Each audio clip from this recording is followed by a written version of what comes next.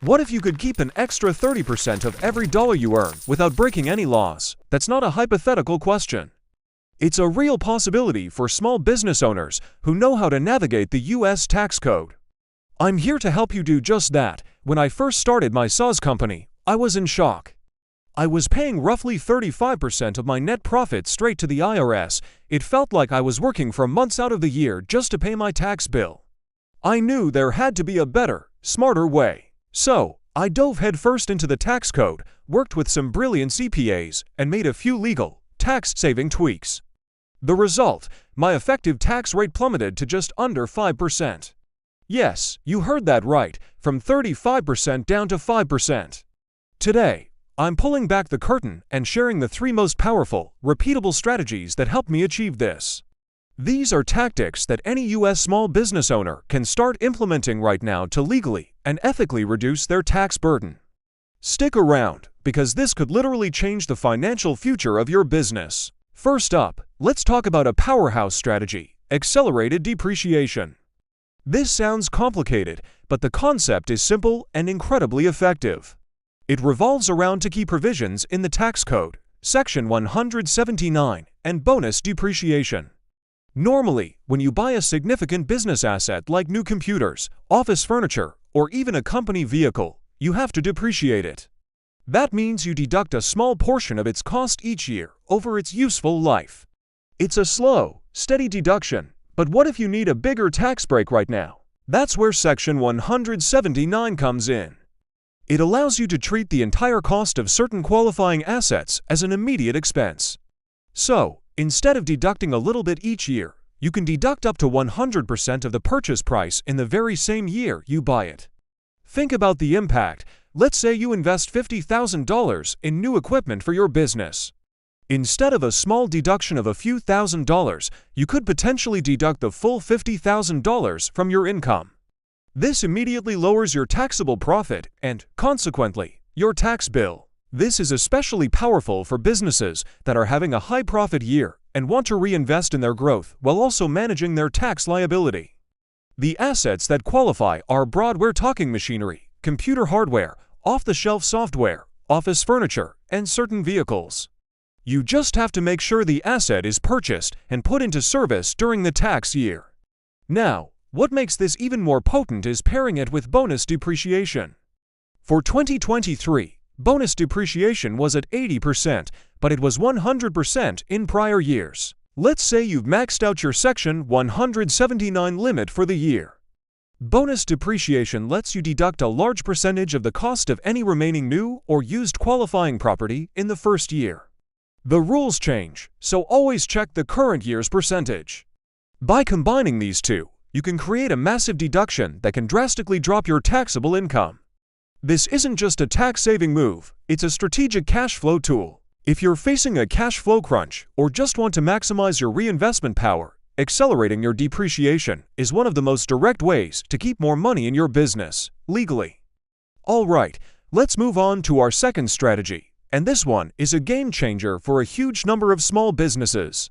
It's the Qualified Business Income, or QBI, deduction. You might also hear it called the Section 199A deduction. This was introduced as part of the Tax Cuts and Jobs Act of 2017, and it's specifically designed to give a tax break to owners of pass-through entities. What's a pass-through entity? If your business is structured as a sole proprietorship, a partnership, an S corporation, or most LLCs, that's you. The profits from the business pass through to your personal tax return, and you pay taxes on them at your individual rate. The QBI deduction allows you to deduct up to 20% of your qualified business income. Let me say that again. Up to 20% of your business profits could be completely non-taxable. If your business earns $100,000 in qualified income, this deduction could shield $20,000 of it from federal income tax. That's a potential for $1,000 savings if you're in the 20% tax bracket just from this one deduction. It's a direct and significant reduction of your taxable income. Now, there are some important rules and limitations, of course.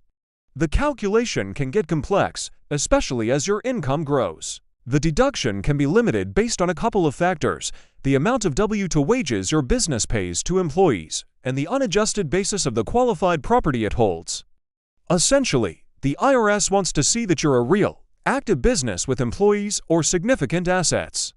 For many service-based businesses, the wage component is key. For others, like real estate investors, the property basis is more relevant. Because the calculations can be tricky and depend on your specific business situation and income level, this is an area where using professional tax software or working with a knowledgeable CPA is absolutely essential. They can ensure you read correctly calculating the deduction and meeting all the IRS thresholds to maximize your savings without running into trouble. Don't leave this 20% deduction on the table. Our third and final strategy is all about using employee benefits as a tax shield. This is a brilliant win-win strategy. You get to attract and retain top talent by offering great benefits, and at the same time, you create significant tax deductions for your business and reduce payroll taxes for both you and your employees. It's about being a great employer and a smart financial operator simultaneously.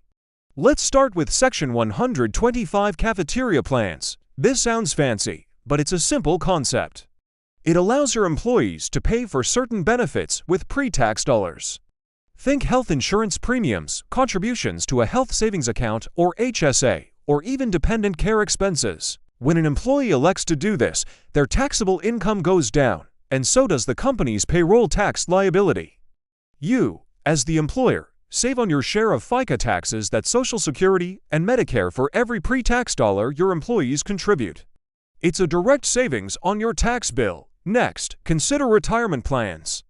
Offering a simple IRA or a SEP IRA is one of the most powerful things you can do.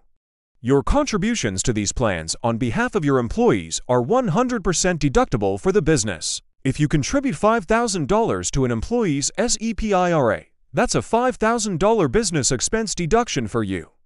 This directly reduces your company's taxable profit.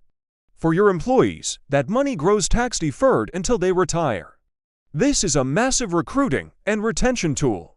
In today's competitive job market, a solid retirement plan can be the deciding factor for a candidate choosing your company over another. By strategically implementing these benefit plans, you're not just spending money, you're investing it. You're investing in your people's well-being and financial future, which builds loyalty and reduces turnover. And every dollar you contribute generates a valuable tax deduction, reducing your overall tax burden. You're lowering payroll taxes, deducting contributions, and building a stronger, more committed team. It's a trifecta of business success. So, to recap, we've covered 3 incredibly powerful ways to slash your tax bill.